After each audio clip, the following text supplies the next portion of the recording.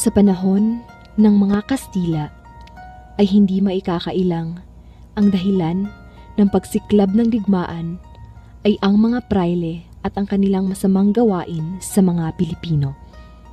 Ngunit sa panahong ding ito, ang nagbunga ang pagmamahalang Tenyong at Julia.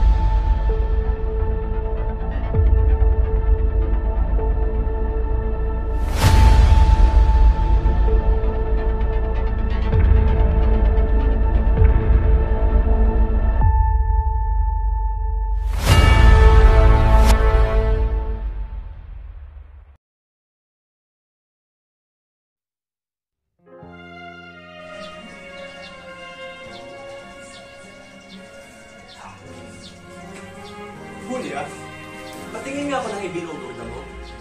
Huwag na, Tenyo. Huwag mo munang tignan. Masama ang pagkakayari. Saka na lang. Sa ibang araw, ipapakita ko sa'yo. Posible ba naman yung mga daliring iyan? Nahagod kandila, na mistulang nilait na maputing garing ay may yayariing hindi maganda? Hala, natitignan ko lamang sandali. Huwag mo nga akong tuyain. Pangit nga ang mga daliri ko. Ay? Anong lalim ng butong hininga? Lalo kong kagaling. Julia ko. Hindi ako nagagalit. Patawarin mo na ako. Masakit sa akin. Magalit ka't hindi. Laking bagay. Lumalaganap sa dibdib ko ang masaganang tuwa. Na nakita ko ito. Na minarapat mong ilimbag sa panyong ito ang ngalan ko. Hindi nagkakamali ka. Hindi para sa iyo pa yung iyan. Kasinungalingan. At kanino namang pangalan ito? A. Antonio, N. Narciso, at F. Flores. Hindi mo pangalan iyan. Sa amang iyan. Yan ay ialay ko sa kanya ngayong kaarawan ng Pasko. Hindi pala sa akin Kung sa amang o sa demonyo may, bakit ang mga letra ay A, N, at F? Oo nga, pagkat ang A ay para sa amang. N, para sa natin. At ang F ay fraile. Amang natin fraile. Amang nating fraile? Niloloko mo ba ako? Laking kaalipustahan. Huwag mo akong aglahiin tungkol sa mga taong iyan sapagkat mabilis na nagpapantig ang mga tenga ko. Aba, nakaganti rin ako. Julia, magsabi ka nga na totoo para sa Kurangama. Kung hindi ako nagsisinungaling ay sisilaban ko ang panyong ito. Huwag mong silaban ang panyo mo. Sa pagkakasabi mong ito'y para sa Kura, ay agad na nag-init ang aking dugo at hindi ko na napigilan pang magalit. Julia? Julia! Nakita mo ba ang barong Makato? Mamang Tanyong! Dinakip po ang tatang mo ng voluntaryong Santa Maria. Ano? Di yata't dinakip si Tatang? Opo, sa Bulacan daw po dadalhin. Tia, ako po'y paparoon muna at susundan si Tatang. Hintay ka sandali at kami ay sasama. Julia, magtapis ka.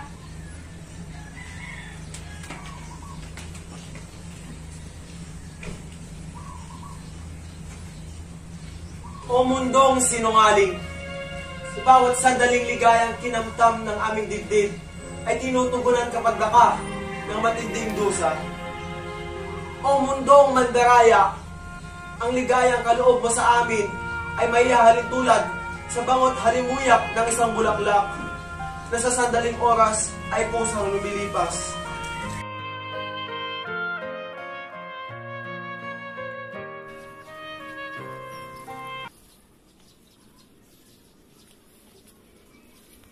Si Kapitan Luis, siya'y taga-Ronsamin. Siya'y masamang tao.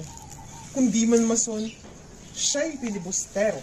Sapagkat kung siya'y sumulat, maraming kabayo. Hindi po ako kabayo, Amon. Hindi ko sinasabing kabayo ikaw. Kundi, kung isulat niya ang kabayo ay may C. Lahat ng K pinapalitan niya ng C. Masamang tao iyon. Mabuting siya'y mamatay. Marcelo, si Kapitan Putin, si Kapitan Miguel, at ang Wesley Paz ay daragdagan ng rason. Hindi sila makakain eh. Hindi pagkain ang tinutukoy kong rasyon. Hindi. Ano sa akin kung hindi sila makakain? Mabuting mamatay silang lahat. Ang tinutukoy kong rasyon ay ang palo. Maraming palo ang kailangan. Opo, Among. Hirap na po ang mga katawan nila at nakakaawa po namang mga agsidain. Isang linggo na pong paluan ito at isang linggo na pong wala silang tulog. Loko ito. Anong awa-awa? Ngayon ay walang awa-awa. Puro awa. Ilan ang kaba ng rason? Yung rason na palo Dati po'y 3 kaban, ngayon po'y 5 ng kaban at makalima po sa isang araw. Sa makatuwid ay 5 beses 25 at makalimang 125 ay hustong 625. Kakaunti pa. Adios? Ako ay mauuna na at ako ay marami pang aasikasuhin.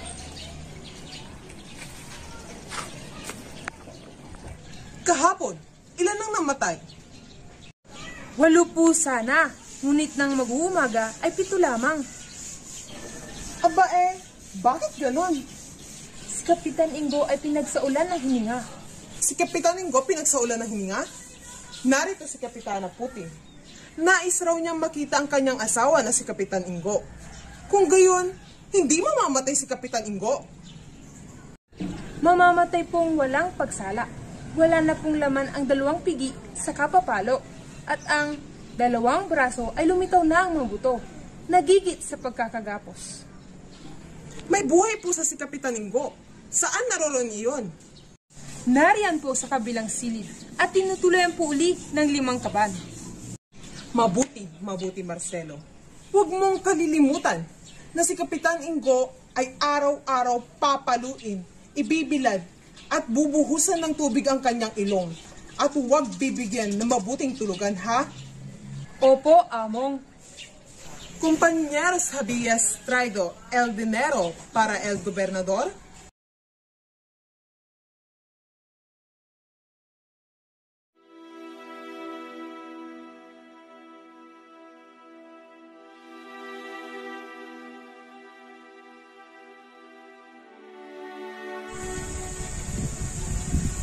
Ingo, pasensya na. Napagpupusan ako.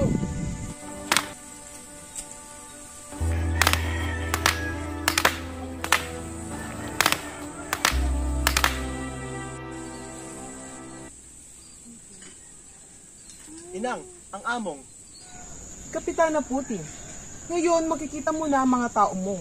Dadalhin dito.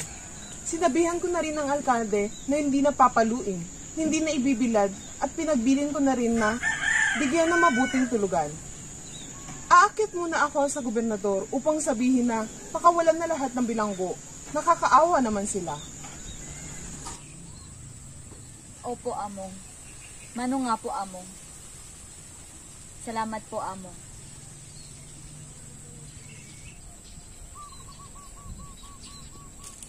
Tenyong, kaysa mamong bata, bakit hindi ka humalit ng kamay sa amo? Inang, ang mga kamay na nanatay sa kapwa ay hindi dapat hagkan. Huwag po kayo maniniwalang sasabihin niya sa gobernador na pakawalan si Tatang. Bagkus ay pagbibilinan pa nito ang patayin na ng tuluyan. Kung alam lamang ng mga taong ito ang pinag-uusapan ng 4,000, nakalulunos ang kamangmangan.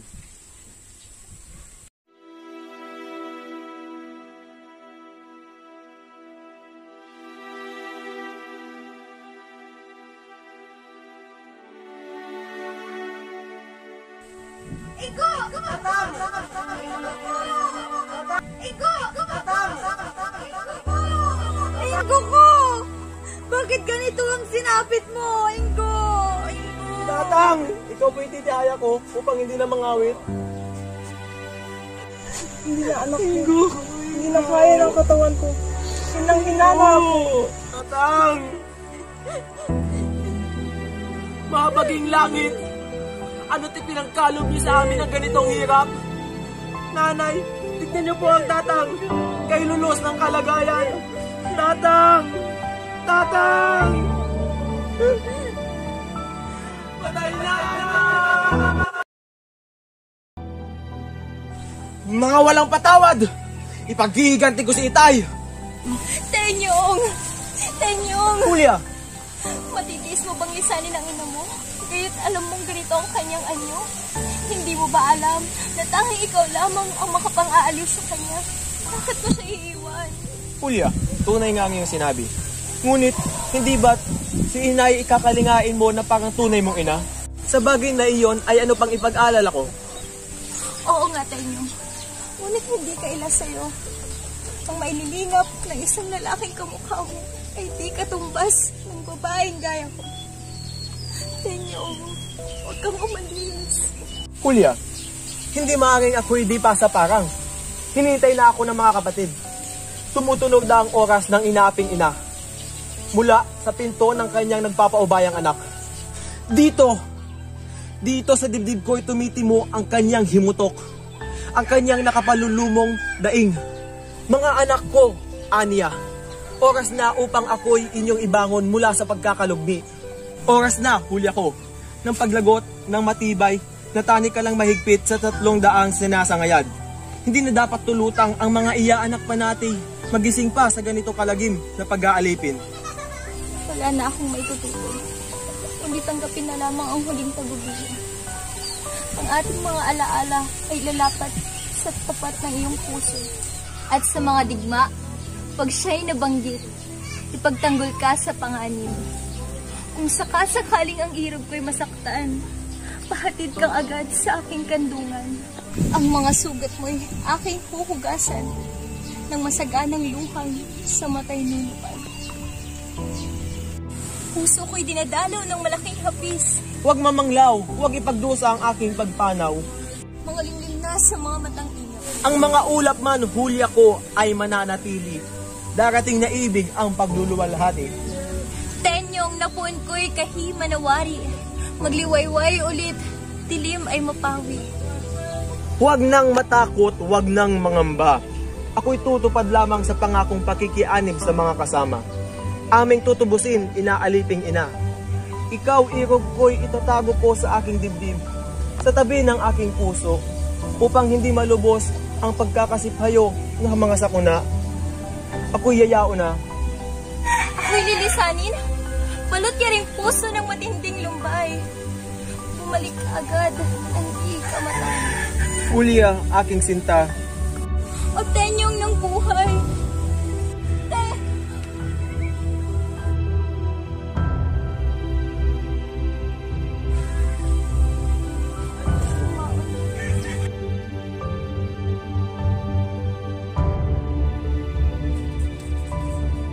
Julia, igayak ang loob mo. Papunta na si Miguel at ang kanyang ama. Sila pagpapakitaan ng mainam. Kung pumarito po sila, Eddie, kausapin mo po. Bakit ba ganyan ka makasagot, Julia? Hindi naman siya pangit. Kung tutusin nga, siya'y lipin ng mabubuting tao. Bugtong na anak ay hindi hinahangad ang mga kabutihang tinuran mo. Ang hinahangad ko lamang po ay ano? Duluhan mo! Sabihin mo at na maintindihan ko! Ay ang tanggapin ng mahinusay ang puso ko. Julia, ako'y natatawa lamang sa iyo. Ikaw ay bata pa nga. Anong puso-puso ang sinasabi mo? Totoo nga, noong unay, kung may lalaking naninibig, ay tinatanggap ng mga mata at itinutuloy sa puso. At kung ano ang kanyang tibok, ay siyang sinusunod. Subalit ngayon iba na. Nagbago ng lahat ng lakad ng panahon. Ngayon, kung may lalaking naninibig, ay tinatanggap ng mga mata at itinutuloy dito sa isip at di na sa puso. At kung ano ang pasya ng isip, ay siyang paiiralin. Ang puso sa panahong ito ay hindi na gumaganap ng maganda niyang katungkulan. Siya'y nagpapahingalay na. Nakasisindang inang ko ang mga pangungusit mo. Ako'y di makasusunod sa masamang kalakaran ng panahon. Ang tanging masusunod ko lamang ay ang udyok ng aking puso. Julia, tilawari, may kinalulugdan ka na bang iba? Wala po. Kung wala ay, bakit sinusway mo ang aking inaalok? Nalaman mo na ang kagalingan mong sarili ang aking ninanais. Ang wika ko bagay, bukas makalaway, mag-asawa ka rin lang. Kung mapapasa moro, ay mapasa kristyano na.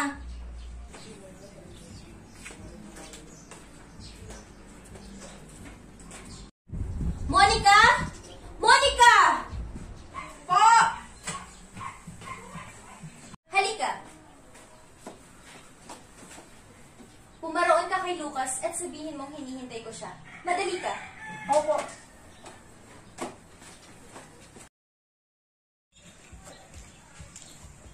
Miguel, planado na ang kasal niyo ni Julia. Opo, Padre.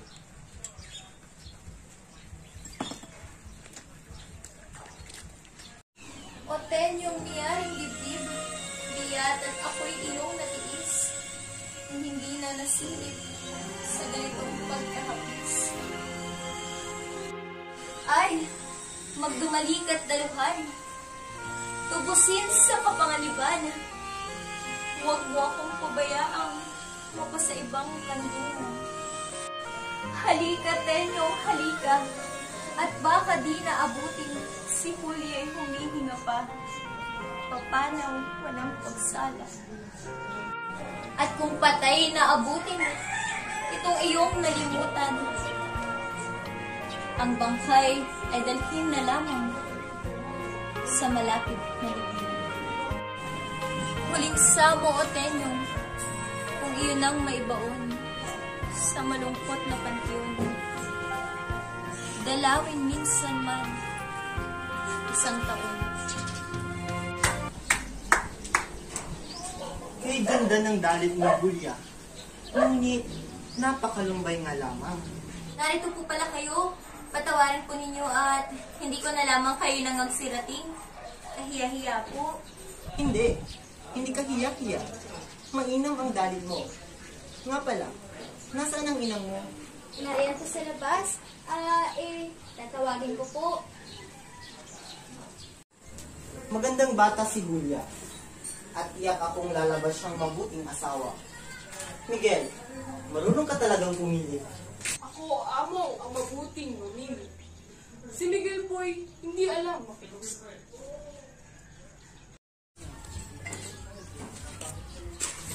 Aba, narito palang amo. Mano po, amo? Oh, Juana, kumusta ka na pala? Mabuti po, amo. Malapit na po. Alin po ang malapit na? Ano kaya ibig sabihin nito?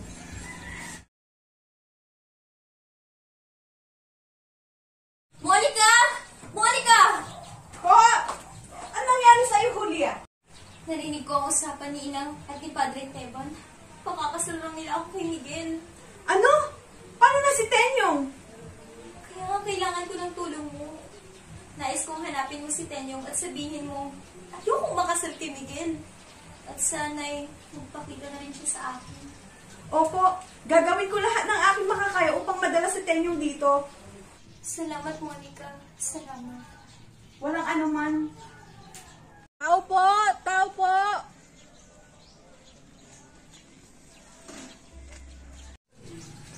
Aba Lucas, kailan ka dumating? Nakita mo ba siya?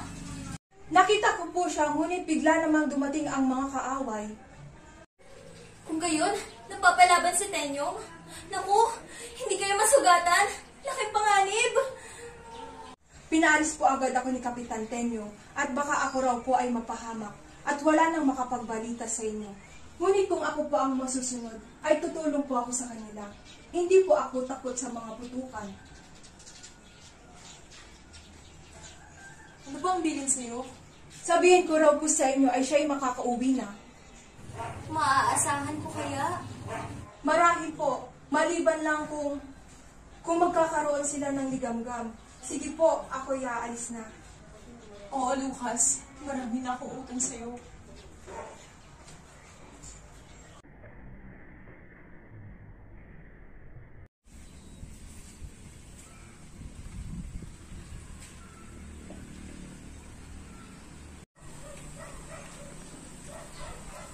Julia, salamat na mapapanood ko na ang liwanag ni Febo.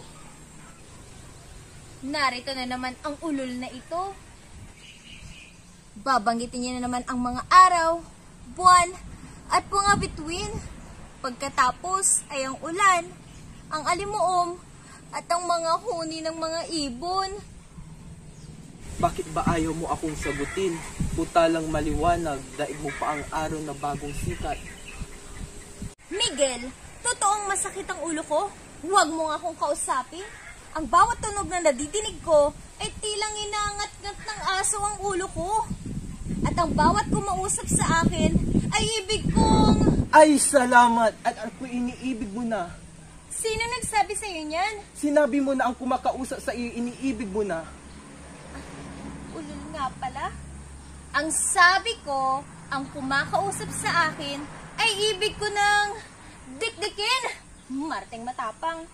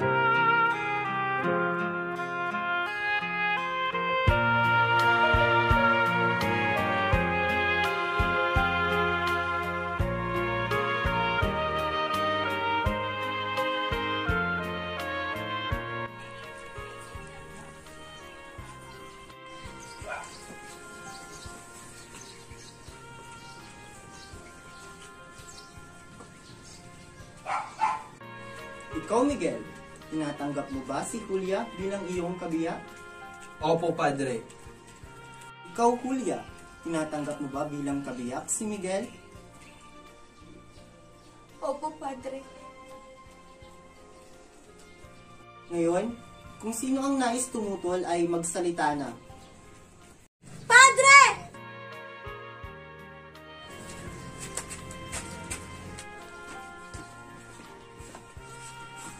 Nangihina na si Tenyong, ngunit may isa lamang siyang kahilingan. Yun ang may pakasal kay Julia. Ano? Ipakasal kay Julia? Bakit? Julia, totoo nga bang masalitaan kayo ng Tenyong? Opo, Inang. Lilong anak! Inang! Hindi kita anak!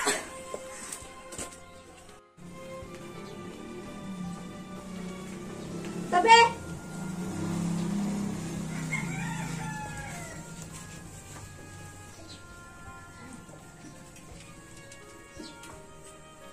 Salamat at dumating ka, Tenyong. Kung gayon, ay simulan na natin ang kasalang Tenyong at Julia. Tenyong, tinatanggap mo ba si Julia bilang iyong kabiyak? Opo, Padre. Ikaw, Julia, tinatanggap mo ba si Tenyong bilang iyong kabiyak? Opo, Padre. Walang sugal!